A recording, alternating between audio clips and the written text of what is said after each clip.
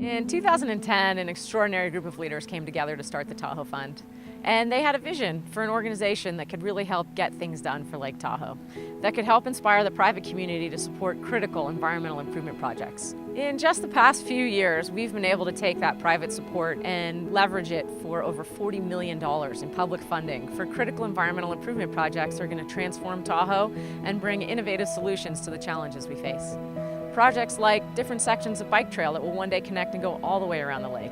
Critical watershed restoration projects are going to help restore lake clarity. Removal of aquatic invasive weeds that are disrupting our shoreline. And environmental stewardship programs that are helping teach more people how to take better care of Lake Tahoe.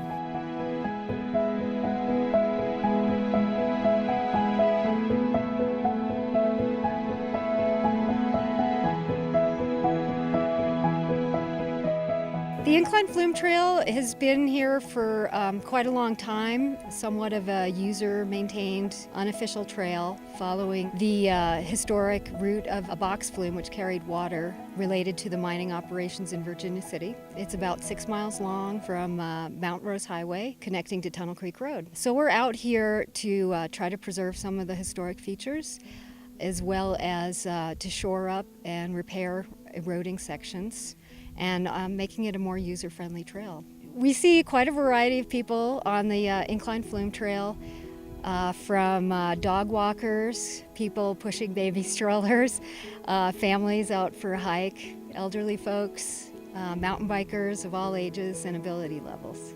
With the support of the Tahoe Fund, we were able to apply for and be awarded the Nevada Recreational Trails Grant. The grant funding is primarily to address a very eroding section, a very difficult section of the trail that's beyond the scope of volunteer work. In addition, the trail currently has no signs, no interpretive, no directional signs, no kiosks. So the second most important thing would be to get some signs out here. A small portion of the grant money will also be used to facilitate the transfer of a small parcel of land from the Nevada Land Trust to the U.S. Forest Service.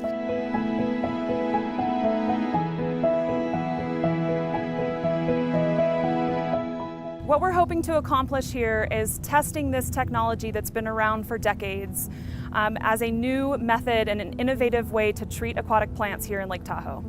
While I was in college, I worked in caves, and the cave owner said, hey, you know, I have algae growing on my walls.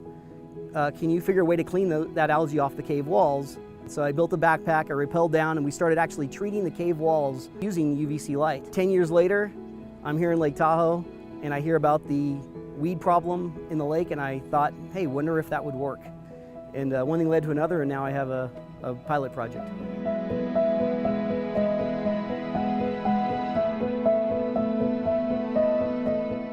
We work in marinas mainly. We have other projects around different beaches around the lake to set bottom barriers to protect from invasive species and can try to control populations.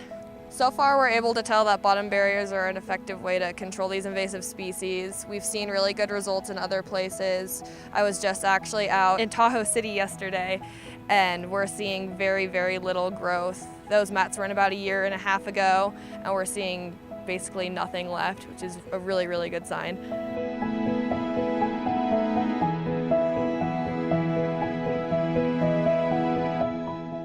Behind us, you could see a mix of beetle-attacked sugar pines, but also in that mix are green sugar pines. We had a run of 5 years of drought after we had a big winter in 2011. And what we see here, and particularly on the north shore of Lake Tahoe right now, is that we've seen some pretty prominent mountain pine beetle outbreaks, particularly on our sugar pine. Species diversity matters, you know, as does genetic diversity. So in September of 2017, we'll collect from 100 trees from Crystal Bay to Tahoe City. Those seed will be processed at 1 or 2 facilities here in California. And then in spring of 2018, they will be sown at the UC Davis greenhouses, and then in the fall of 2018, those seedlings will be all moved up to the Tahoe City field station. And approximately 6,000 will go on to state and federal land, and the other 4,000 remaining will go on to private lands. Tahoe is such a special place to so many, for so many reasons. And it's really a privilege of the organization on behalf of our board to be able to help really improve Lake Tahoe with your support, to help bring people together, to help bring the private funding necessary to get more things done. Together, we really are creating a legacy. We hope you'll support us.